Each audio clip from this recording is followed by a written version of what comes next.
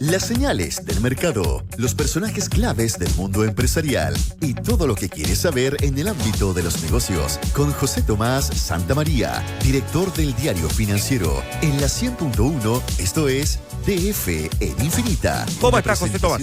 Con el mejor plan para tus planes, Colmena está contigo y Europcar, Tattersall, tu solución en movilidad.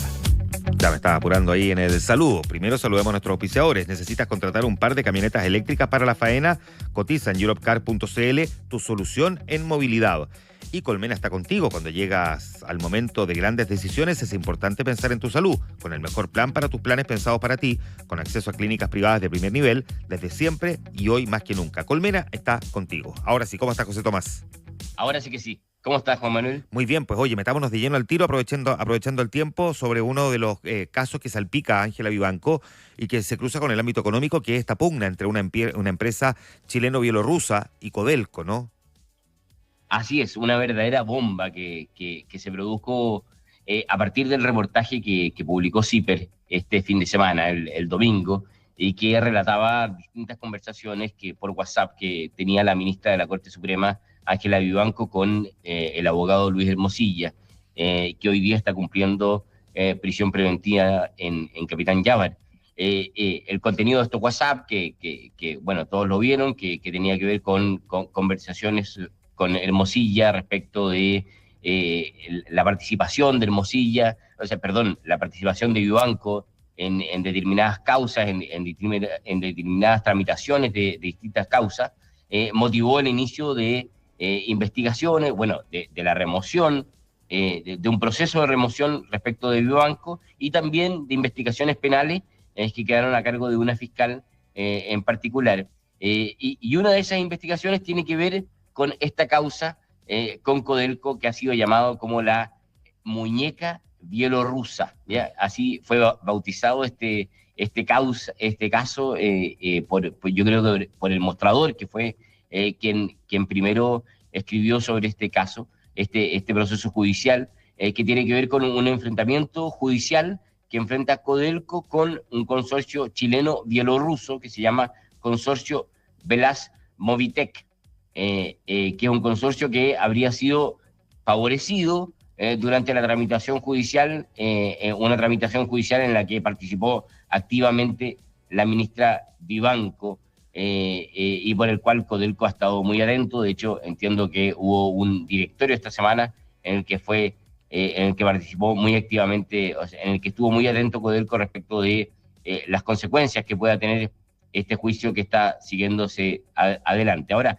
si tuviéramos que, contemos, Juan Manuel, si te parece, cómo ha sido este proceso y este juicio o este caso de esta muñeca bielorrusa.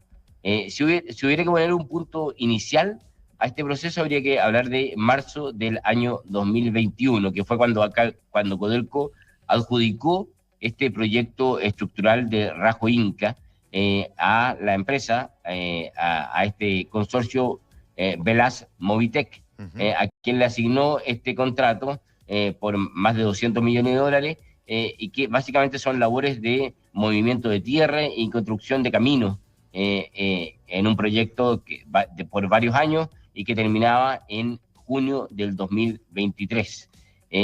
Pero las cosas no resultaron bien. El 1 de febrero del 2023, Codelco decidió terminar el contrato anticipadamente con este consorcio, básicamente por lo que ellos consideraron, Codelco, un incumplimiento de contrato. Básicamente la muerte de un trabajador en julio del 2022 y también porque llevaban un retraso muy importante en el desarrollo de los proyectos. Cuando debieran llevar un 82% del desarrollo del proyecto, ellos llevaban un 32% del desarrollo del proyecto, según lo que dice Codelco. Por supuesto que la versión de la contraparte es muy distinta. Ellos dicen que el retraso del proyecto tenía que ver con que Codelco tuvo paralizado el proyecto durante 4 meses. Esa fue la razón que, dice CBM, generó este retraso del proyecto. Ahora, Codelco, a raíz de ese retraso, cobró las boletas de garantía y es ahí donde se genera y donde se inicia este largo proceso judicial, que es el que tiene en este momento la polvareda en torno a el proceso que está viviendo la compañía. Es bien interesante eso, porque a partir el incumplimiento, porque aquí la sensación que había quedado es que efectivamente Codelco tenía un punto, ¿no? Que la pega no se había hecho, ellos decían menos del 25% de la ejecución de las faenas para las cuales los habían contratado, pero que además tuvo, José Tomás, un episodio, porque entiendo que entre medio además se produjo la muerte de un trabajador que encendió las alarmas en Codelco, y cuando empezaron a mirar, digamos, hacia adentro en lo que estaba haciendo este consorcio, ahí es donde digamos, se terminó por colmar la paciencia, por decirlo así, y finalmente los lleva a ellos a ejecutar las boletas de garantía y presentar esta querella en la Corte de Apelaciones de Copiapó. Claro, ellos muere un trabajador, que es la primera señal fuerte de alerta. Además hay un informe de Serena Geomín respecto de cómo se ejecutó o cómo ocurrió la muerte de este trabajador, y luego también tiene que ver con cómo se llevó adelante el trabajo, digamos, con un retraso muy importante, que ellos, por supuesto, le echan la culpa a la compañía. Ahora, el proceso se sigue por distintas cauces legales. El 27 de marzo del 2023, esta compañía, el consorcio, presenta un recurso de protección frente a Copiapó, en la Corte de Copiapó, en la que plantea los actos ilegales y arbitrarios de Codelco, y es la Corte la que rechaza, la Corte de Copiapó rechaza este recurso, diciendo que ya comenzó un arbitraje que está todavía en curso y que es ahí donde están las demandas hoy día de Codelco, que está a cargo del árbitro Francisco Aninat. Entonces, primero, la Corte de Copiapó rechaza este recurso, pero un día después, el 28 de junio, vendría el recurso que ante la Corte de Suprema. Y eso es que, digamos, lo que provoca que esto se cruce hacia Ángela Vivanco, ¿no? Porque hasta ahora uno podría decir, porque aquí tiene que haber una disputa entre un consorcio bielorruso, chileno y Codelco en el norte por unas obras mal ejecutadas, que no se malentienda, pero para el volumen de lo que hace Codelco, este es un contrato más bien menor, entonces uno dice... Menor, claro. O sea, es mucha plata, son $200 millones, pero para Codelco es muy menor, digamos, dentro de lo que ellos realizan.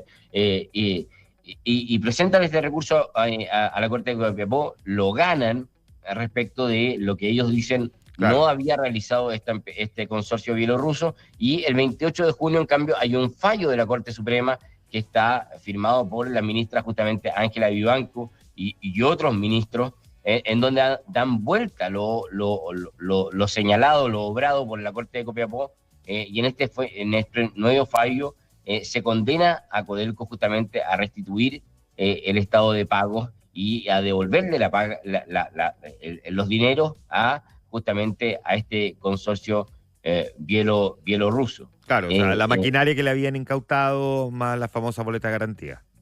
El 4 de julio, fíjate que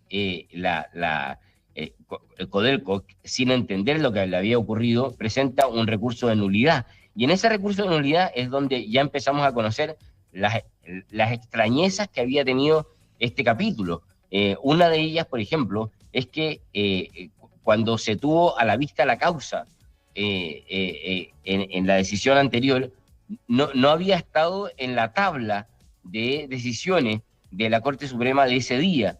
No había estado este asunto en particular en una primera instancia. Luego se corrigió eso y ahí sí estuvo en tabla, cosa que es considerada muy curiosa y muy rara respecto de cómo obra en particular la Corte Suprema. Es decir, primero no estuvo en tabla, luego se corrigió, sí estuvo en tabla, y finalmente entonces se define el futuro de este proyecto, no solamente en la forma, sino que en el fondo.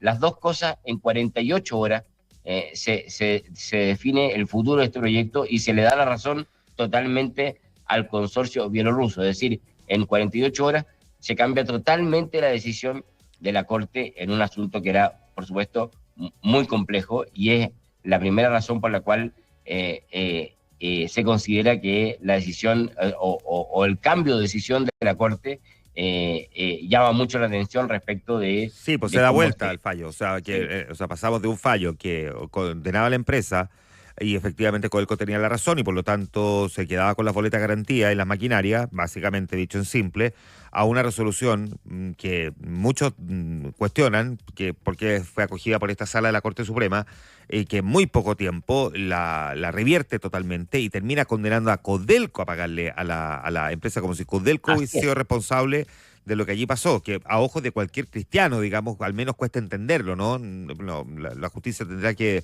luego tener que determinar si el fallo estuvo bien administrado y se ajusta a derecho o aquí operó algo distinto, pero entre que no estaba en tabla y que de repente aparece en tabla, o sea, no estaba en tabla, se hace igual y después lo ponen en tabla, porque esa es en realidad la situación. Y además, José Tomás, algún par de otros elementos, que la Corte, la tercera sala, que es la Corte Constitucional, ¿no? Porque son 4 salas especializadas las que tiene la Corte Suprema, la civil, la penal, la constitucional y la laboral previsional. Pero la tercera, que haya visto un tema que tiene que ver más bien con un recurso de protección por platas, dicho en buen chileno, en general lo ve la justicia civil, ¿no?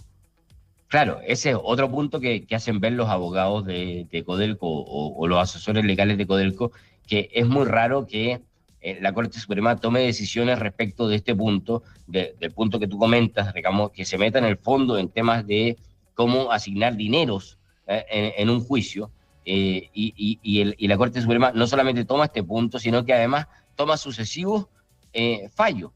No solamente toma este fallo del que estamos hablando ahora, sino que después rechaza el recurso de nulidad, razón por la cual Codelco el 24 de julio tiene que pagar los dineros que le corresponde pagar al consorcio bielorruso, sino que además después este consorcio va a la Corte de Apelaciones de Copiapó el 2 de agosto, en donde pide nuevas asignaciones. Pide, por ejemplo, que se le asigne el costo de la desmovilización de los equipos Claro. de la faena.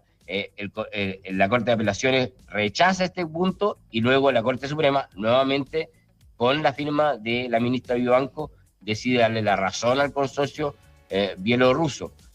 Luego también es el consorcio el que va a la Corte de Copiapó pidiendo que se le pague el IVA de este recurso, lo que la Corte rechaza, y luego la Corte Suprema nuevamente le da la razón al consorcio bielorruso. O sea, son sucesivos fallos que se dieron a favor de este consorcio en momentos en donde justamente participaba la ministra Vivanco, que hoy día está justamente en entredicho en distintos momentos, y todo siempre de manera muy rápida, o de manera muy particular, digamos, cuando todavía en todo caso no se ha demostrado nada en particular contra ella, pero sí ha motivado esta investigación que se ha generado incluso penalmente, y también en la Corte Suprema respecto de su actuar en este caso, en donde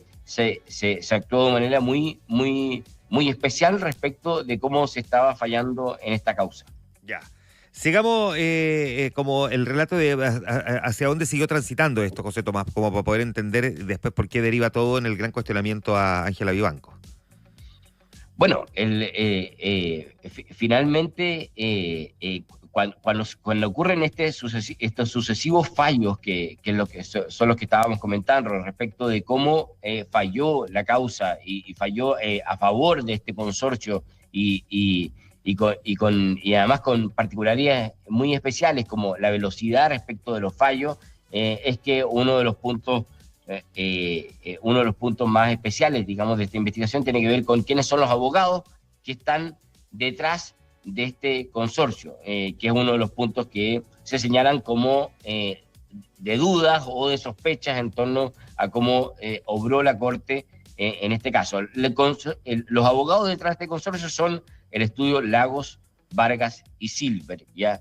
Un abogado que se llama Eduardo Lagos, quien es socio de Mario Vargas, ¿ya? Que es un abogado de la Universidad Católica de Temuco, que se desempeñó como defensor penal público, y que ha sido muy cercano justamente a Luis Hermosilla. Han formado parte de distintos procesos judiciales juntos, entre ellos la defensa de Paribet, en la causa de los relojes del proyecto y también de la defensa del padre, del sacerdote John O'Reilly.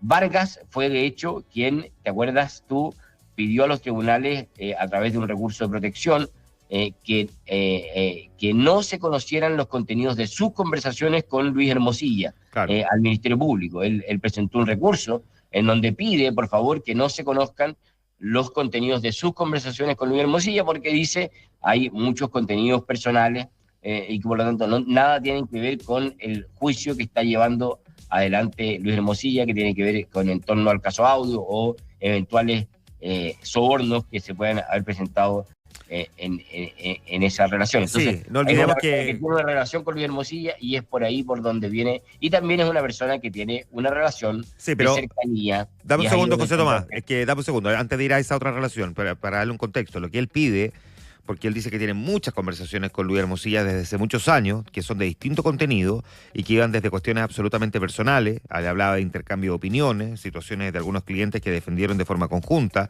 que no tienen ninguna relación con los hechos que se estaban investigando, sino que se insertan dentro de su ámbito privado, y el acceso a otras conversaciones importa una infracción al secreto profesional. Por eso es que él estaba pidiendo la destrucción, eso es lo que estaba pidiendo, de las conversaciones por WhatsApp. O sea, sí, no es que no se hicieran públicas, sino que se destruyeran para garantizar de que no se fueran a filtrar también.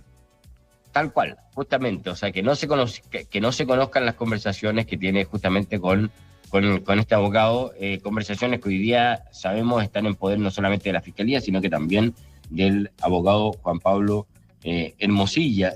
Estas 770.000 páginas de conversaciones por WhatsApp que hoy día están en su poder y que eventualmente en algún minuto se podrían conocer. Un abogado que también tiene una relación de cercanía y que habría que conocer qué tanta cercanía con justamente la ministra Ángela Vivanco. Hay distintos antecedentes que han surgido en torno a esta relación de cercanía que existen entre ellos dos y que, por supuesto, son los que motivan estas dudas, estas sospechas en torno a cómo se falló en esta causa, en la causa de lo que hemos llamado la muñeca bielorrusa, o este juicio que sigue Codelco con este consorcio bielorruso, y que por supuesto tendrá que ser investigado no solamente por la Corte, sino que también por el Ministerio Público. Sí, y en el caso del abogado Vargas, tú decías hace un momento, tiene una relación cercana con Ángela Vivanco, que ella ha tratado digamos, de negarla,